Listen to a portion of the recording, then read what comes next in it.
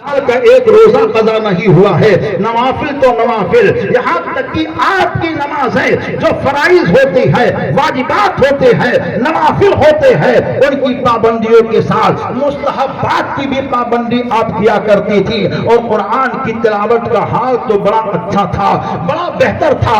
ایسی بڑی قرآن کی پڑھنے والی شہزادی فاطمہ کہ آج کے دور میں ایسے قرآن کی پڑھنے والی شاید کوئی خاتون نظر آ رہی ہو۔ اسی وجہ سے علماء یہ کہتے ہیں قوم کی بیٹیوں کو دنیا کی عورت کے رنگ کو نہیں دیکھنا چاہیے، دیکھنا چاہیے تو شہزادی فاطمہ کے رنگ کو دیکھنا چاہیے کہ شہزادی فاطمہ کے اندر کون سا رنگ تھا، کون سی عبادت کی نشان تھی، کون سے ذکر کا ماحول تھا۔ یہ ساری چیزیں قوم کی عورتوں کو لینا چاہیے۔ یہی شہزادی فاطمہ کو اللہ نے کتنا کمال دیا کہ زندگی میں ایک وقت کی نماز قضا نہیں ہوئی ہے، ایک سال کا روزہ قضا نہیں ہوا ہے، اور قضا کیسے ہو، کبھی بھی نماز آپ کی چھوٹی نہیں ہے۔ یہاں تک کہ امام حسن پیدا ہو رہے ہیں، نماز نہیں جا رہی ہے، امام حسین پیدا ہو رہے ہیں، نماز نہیں جا رہی ہے، حضرت محسن پیدا ہو رہے ہیں، نماز نہیں جا رہی ہے، سیدہ زینب پیدا ہو رہی ہے، نماز نہیں جا رہی ہے۔ کیوں؟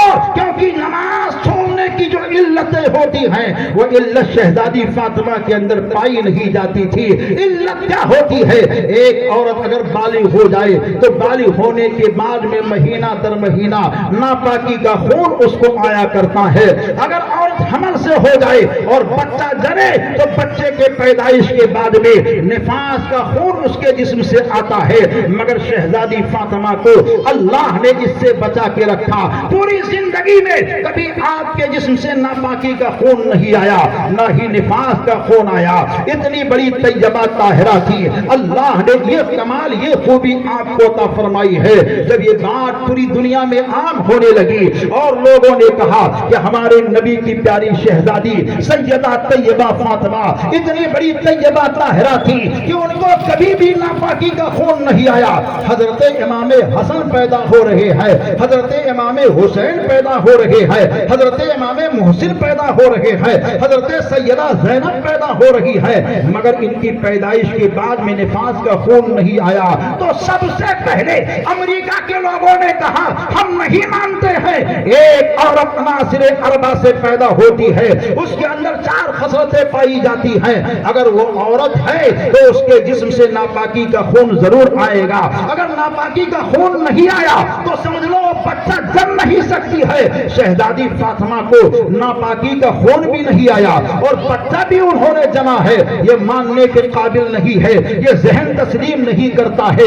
انڈونیشیا کے لوگوں نے کہا ہم نہیں مانتے، جاپان کے لوگوں نے کہا ہم نہیں مانتے، فرانس کے لوگوں نے کہا ہم نہیں مانتے، چین کے لوگوں نے کہا ہم نہیں مانتے، سب یہ کہتے جا رہے ہیں۔ یہ مسلمان محبت میں بڑی لایانی باتیں کیا کرتے ہیں، لیکن سب طرف سے جب اعتراض بڑھنے لگا تو بریلی شریف کی سرزمین سے میرا امام جواب دیتا ہے، اور جواب دینے کے لیے کہتے ہیں اے دنیا کے لوگوں تمہیں ٹینشن لینے کی ضرورت نہیں ہے، تم یہ سوچتے ہو یہ ہو ہی نہیں سکتا ہے، لیکن سنو جو جس سے پیدا ہوتا ہے اس کے جسم سے وہی آتا ہے۔ دنیا کی ساری عورتیں خون سے پیدا ہوئی ہیں، اس وجہ سے ان کے جسم سے خون آتا ہے۔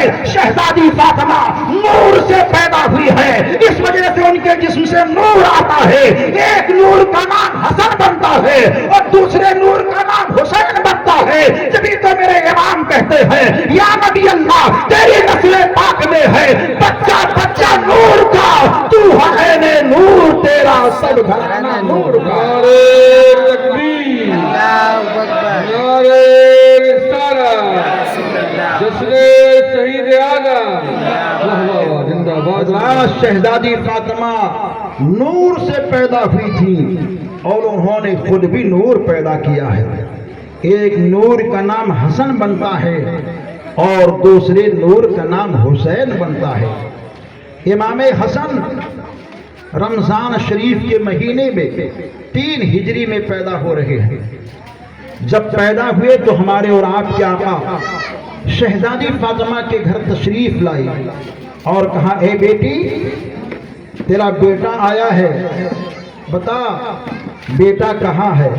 دکھایا تو حضور نے اپنی گود میں لیا، چہرہ دیکھا، دیکھنے کے بعد میں سرکار نے پیارے علی سے پوچھا، اے علی بچے کا کیا نام رکھنا چاہا؟ کہتے حضور میں نے سوچا اس کا نام حرب رکھوں۔ حرب کے معنی ہوتے ہیں جنگجو بہادر، چونکہ پیارے علی بڑے بہادر تھے، اس وجہ سے ان کے ذہن میں بات آئی کہ میں اس بچے کا نام حرب رکھوں۔ تو آقا ارشاد فرماتے نہیں نہیں، یہ